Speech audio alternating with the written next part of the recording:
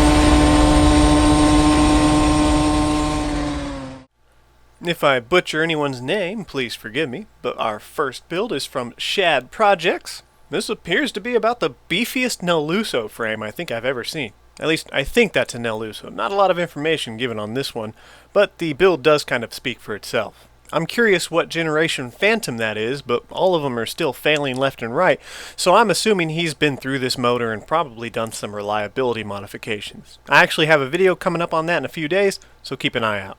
Not much constructive criticism for me to give here. You've done a beautiful job on this bike for what it is. The amount of care that's gone into this is quite evident, but I do have some concerns, mainly with the wheels and the frame. That's a lot of power to put through a Nelluso and mag rims. Normally I would say I have no idea how you ride it, it could just be a cruiser, but given the fact that you've got a custom pipe on a Phantom 85, I'm pretty sure you're not just putting around. I love the seat, tank, and headlight on this. It really makes it pop. Not much to say here other than please ride safe on that thing. That is a lot of power to put through that frame. I don't want this video to turn into, hey, here's a bunch of upgrades for you to spend money on, but in your situation with that much power, something like the Gemini rims and a felt faker frame is going to go a long way into not getting you killed. There'll always be the argument that it's worked for me for a long time. Well, that's because everything works until it doesn't. Oh, and Shad, if that is the DLH Performance Budget Clutch, let me know how well it's been holding up for you. Haven't had a chance to test mine properly yet because the motor it was on exploded. All in all, this is a very creative and beautiful build. Good job. Next up, we have Aaron's Projects. He's putting a Motos on a little 20-inch frame. As far as the motor goes, here's my experience with the Motos so far. These actually are peppy little motors with good out-of-the-box performance, and so far mine's given me no issues. I haven't put a lot of miles on a Motos. I've been running on the belt drive bike, and it doesn't get ridden very often because the belt drive is a pain in the butt. But the motor itself has decent power. I'm not a fan of the single-piece jug, but it seems to have good quality, and I really don't like the intakes they use on these because they kind of be tricky to get a good seal between the intake and the carburetor sometimes. So if you run into air leak issues, your motor running lean, that's where I check first. They don't seem to be a very tight fit. Although my Motos hasn't given me any problems, been a reliable little motor, I had the early version of this kit where the gas tank's fuel valve was known to pop off. And that happened to me while I was riding the bike. Dumped the tank of gas on a hot motor. Very dangerous, so keep an eye on that. I doubt they've fixed it. A few things to take away from this build is Aaron had a few issues getting it started. It turns out that his CDI wires were reversed. Not his fault, they were actually put on backwards from the factory. And I've had this happen to me twice on 2 different builds. It gets me every time. So if you have issues with a new build not starting and you're sure you did everything right, flip your CDI wires around and see if that helps. You might get some flack for running a motor on a frame without a top tube. The motor itself actually does provide a decent amount of bracing for the frame, so as long as you're not taking that thing off curves and jumps, you should be fine. But just keep in mind, you're kind of a big guy, and that's a lot of extra stress on a frame without a top tube, even if the motor is bracing it. But as something just to cruise around on, I like it. I actually like these small bikes, especially things like the Stingrays. They're clever and they save a lot of space. Top speed is never going to be very good, but with the small tires, you should have some pretty good acceleration. NewMexHondaEnthusiast is running a KTM 65SX on a felt faker. Not much to say about this, you already know what you're doing, so I'm just going to leave it to you. That thing screams cop bait, so try to avoid them, and try not to die. Anyways, I'd be terrified to ride this thing, but let's listen to it purr for a second.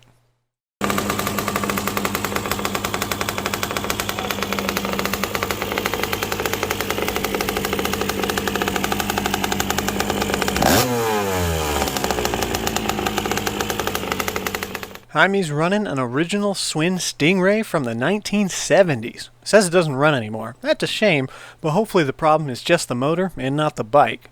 Because these original Swin Stingrays are something you want to hold on to.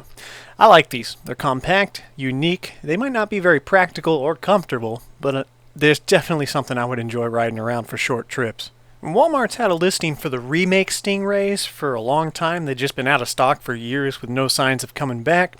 I think people are buying them and then flipping them on eBay for like 3 times the price. Kind of disappointing, but I'm going to keep my eye out and grab one if I can.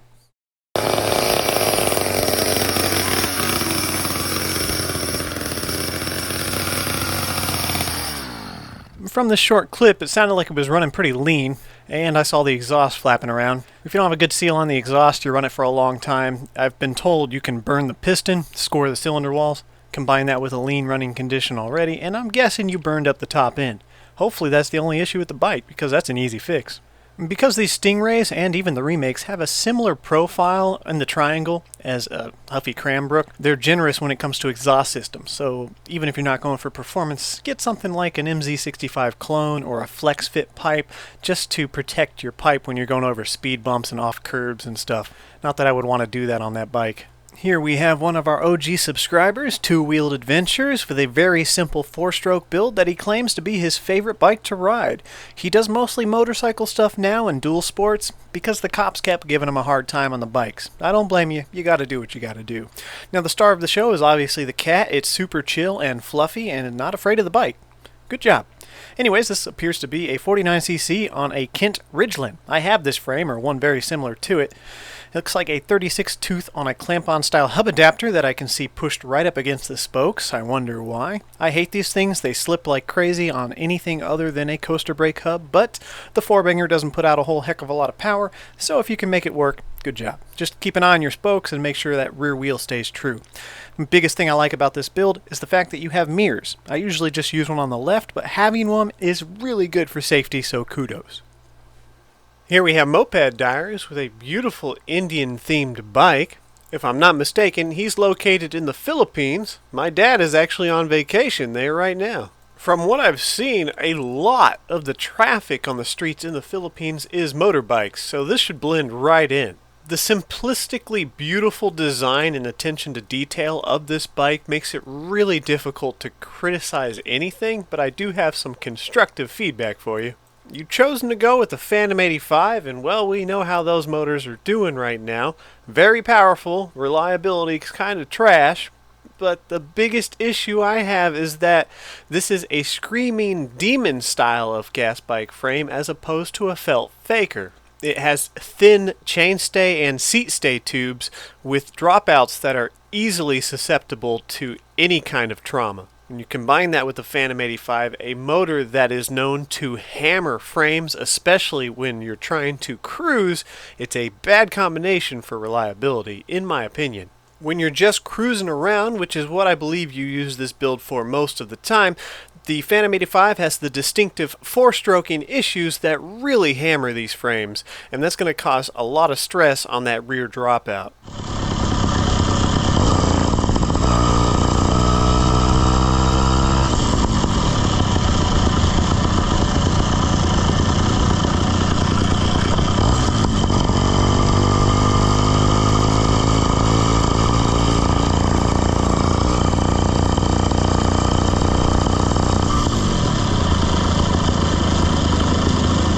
Builders who don't know the Phantom 85 will fight me on this until the end of time, but no amount of carburetor tuning with the stock NT will eliminate this four-stroking. Here's a few things that will help. Replacing the stock OZ reed with a G2 and using a PZ19 carburetor will help smooth out this build quite a bit. And because the Phantom 85 has the YD100 bottom end, which is known to have pretty advanced ignition timing, simply retarding the ignition timing will help smooth it out a good bit. The PZ19 and G2 reed setup are actually pretty cheap, and the next best thing you can do to smooth this out without an actual tuned pipe. I do question why you're using a spring tensioner and arc tensioner. Usually this is not necessary. The arc tensioner should be fine to run on this build by itself. I can see some situations where you might have run out in the sprocket that would make the spring tensioner beneficial to take up that little bit of extra play that's necessary as the chain tightens and loosens. But for those of you who are newer to the hobby, these arc tensioners, well, they not only help complement the style of this bike, but they're very safe when compared to the stock tensioner. They're not known to fail and dig into the spokes. I like the all-in-one dual brake lever thumb throttle that you're using. I have two of these. They're very convenient. They also have a parking brake. Well, most of them do. One of them didn't come with the bracket to lock the button. Yours probably does. But they even include a stoplight switch built into them, so if you have an electrical setup with a stoplight, there you go. The old school pedals, white wall tires, and matching the chain to the trim around the Indian is clever. Really good job on this one. It's a beautiful bike.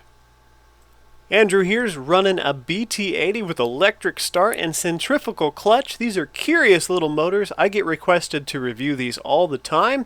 I might get around to it eventually. It's the extra bulk in these that would really put them in competition with a four-stroke. At this point, you might consider a four-stroke. However, this thing sounds pretty sweet, and he's gone with a rat ride themed bike that the tank on this thing is the star of the show. I have to wonder, how far can you ride this thing on one tank? It's got to be ridiculous. I can't say what frame he's using. It looks similar to a Cranbrook cruiser, but it seems to have a thinner down tube and seat tube. Most of you know how I feel about the safety of mag rims, but I'm actually focusing on cosmetics in this situation. These wheels just don't seem to match the overall theme of the build. Personally, I'd have liked to have seen something with some dulled or blackened out spokes. Just my opinion. Given the styling and theme of this bike, I actually don't blame you in this situation for removing the exhaust cap and getting that nice loud pop. It just matches the overall build. But your neighbors must absolutely love you.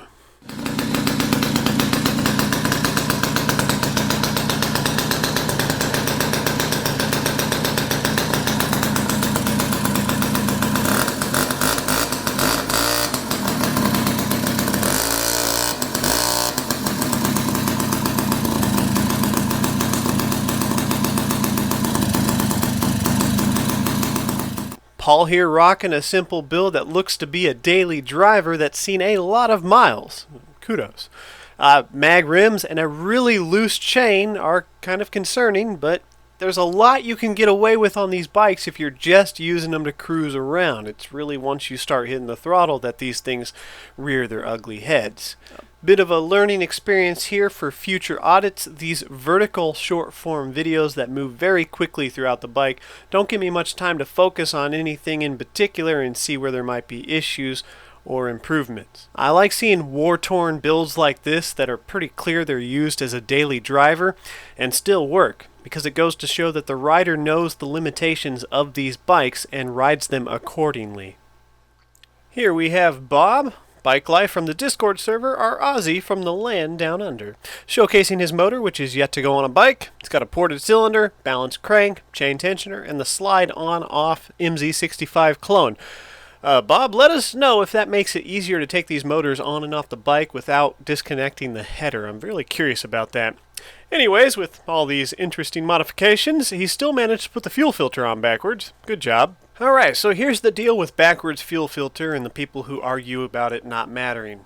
For the most part, you're right. It doesn't matter. You can run a backwards fuel filter all you want and the bike will usually run just fine, especially if you have a motor that doesn't suck in a lot of fuel. On something like a motorcycle or an automobile, where the fuel filter would be in place for a long time, it significantly decreases the life of the filter because you don't have nearly as much surface area to collect contaminants when it's on backwards. On a motorized bike, it'll still do its job, and it's unlikely that you'll replace it before something else becomes a bigger issue. If you put one on backwards by accident, or because you're a new builder and you just didn't know any better, there's no problem with that. You're fine. Don't worry about it.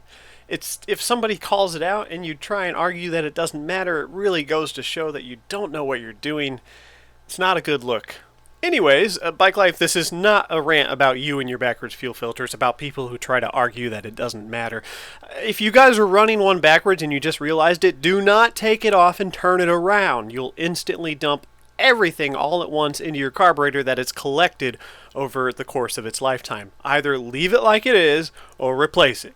If you realize that you goofed, just cover it with some electrical tape so people don't call you out on it in every post on Facebook.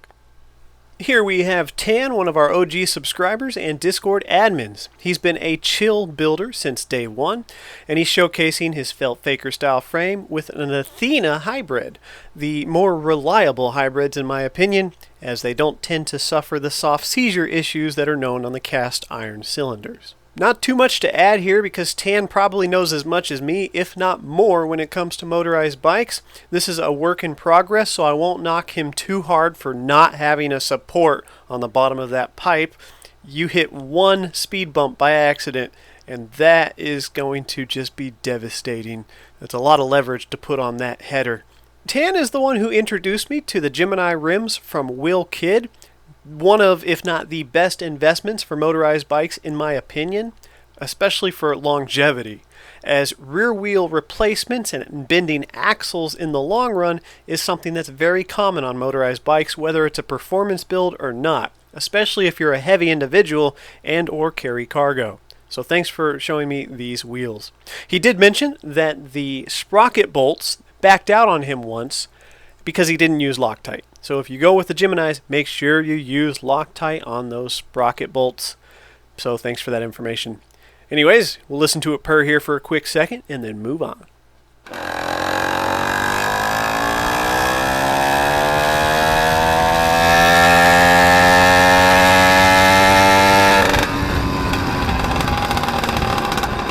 Motorized Andrew's build here has a special place in my heart simply because it's identical to Redemption, the bike we found in a ditch and refurbished, which has been one of the most enjoyable builds I've ever ridden. Best I can tell, it's an early model's Huffy Cranbrook. We don't really get a good walk around, so I can't see the build in much detail to give feedback, but a few things I noticed is you have the ARC chain tensioner, good for safety and reliability. You have proper brakes on your Cranbrook. Kudos, that's also good for safety. And you even went and got a left side mirror. This guy is doing everything right, although it looks like his mirror is pretty much unused and very blurry. The fisheye mirrors suck. Try and get a flat one if you replace it. The rear tire you're using, I know these well. The treads on those are very soft and wear down in like 200 miles or less. So when you do go to replace that rear tire, try and get anything else. Anything is better than those. They come on like the Granite Peaks mountain bikes. They're very cheap tires, good for grip, but they wear down super quick. Because of the background music, I can't play the audio in this clip, but from listening to your bike, it is running extremely rich. That is a lot of four-stroking. Try and drop that main jet down a couple sizes and see if it smooths out. Play with the needle if you haven't already. The F2 thruster gives really good low and mid-range torque. It doesn't do much for the top end except make a whole heck of a lot of noise. It's basically a straight pipe. The expansion chambers on these don't do anything. They're just for looks. I played with flat bars for a while. A younger rider like you, probably you won't care. It just doesn't matter. For us older riders, these flat bars, they kill your back in the long run. It's only good for short trips, in my opinion. All in all, I like the build. I think you focused on the most important parts of a motorized bike, so good job. And Huffy Cranbrooks, well, not the best for new builders because of the coaster brake, but other than that, these are frames that will always have a place on my channel. This submission from Sean, one of our OGs and Discord admins, has a G4 cylinder ported to near perfection, and this is piston port, no reed valve. Not much for me to add here. Sean knows what he's doing. He's been working on two-strokes since he was a baby. And unlike the great pretender, Amos the Clown, you won't see him bragging about a gravity-assisted speedrun. Amos, I know gravity is your only friend, but pay close attention because you can learn a thing or two from this kid.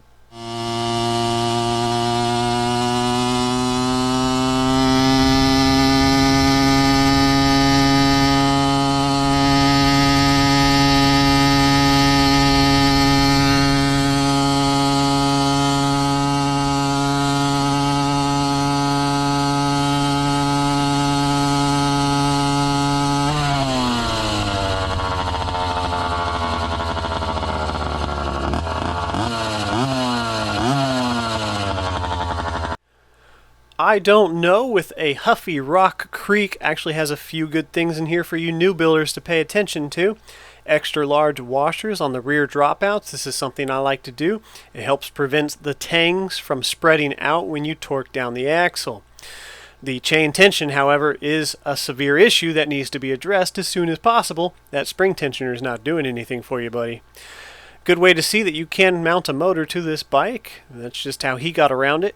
I like what you did with the derailleur here. I would have never thought of this.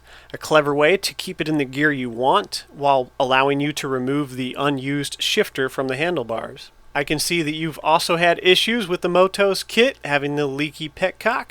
Be careful, that can still pop off under vibration and dump your tank. He wants to know if an MZ65 clone will fit on this bike.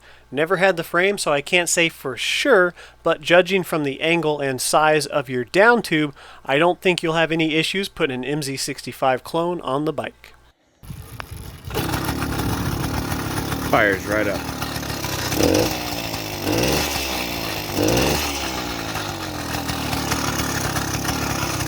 Let me know if it sounds lean or anything. Judging from the sound of that motor, I'm going to say this is definitely a 49cc. I don't think you're running lean. I actually think you're running rich, but I cannot say for sure unless the motor has been heat soaked. But the acceleration on the throttle, it didn't have a bog. It was kind of sluggish and choppy, and to me that just sounds rich. A restrictive exhaust can be another cause of this hesitation in your throttle. Drilling a 1/4-inch hole in the exhaust cap might give you a little more power without significantly increasing the noise level. You can see that he has the offset intake adapter. In situations like this where you have to use one due to space constraints, that's fine. Go for it, but only use these intakes if you have to. They have horrible performance, crappy airflow, and they've been known to have pinhole leaks at the welds. I try to avoid this if at all possible, but in your situation, it's just one of those things that you gotta do. This was part 1. We actually got a lot more submissions than I was expecting, so I'm going to have to make this a series to get to everybody. If you weren't showcased in this video, don't worry. You'll either pop up in part 2, 3, or however many it takes to get to everyone who submitted in the community post. I won't leave you guys out. I will be taking new submissions after I catch up on the ones I already have. So if you want to be part of this series, wait until I catch up before submitting. There'll be an announcement. I'll let you guys know. Hope you guys got some useful information out of today's video, or at the very least were mildly entertained. And until next time, ride safe.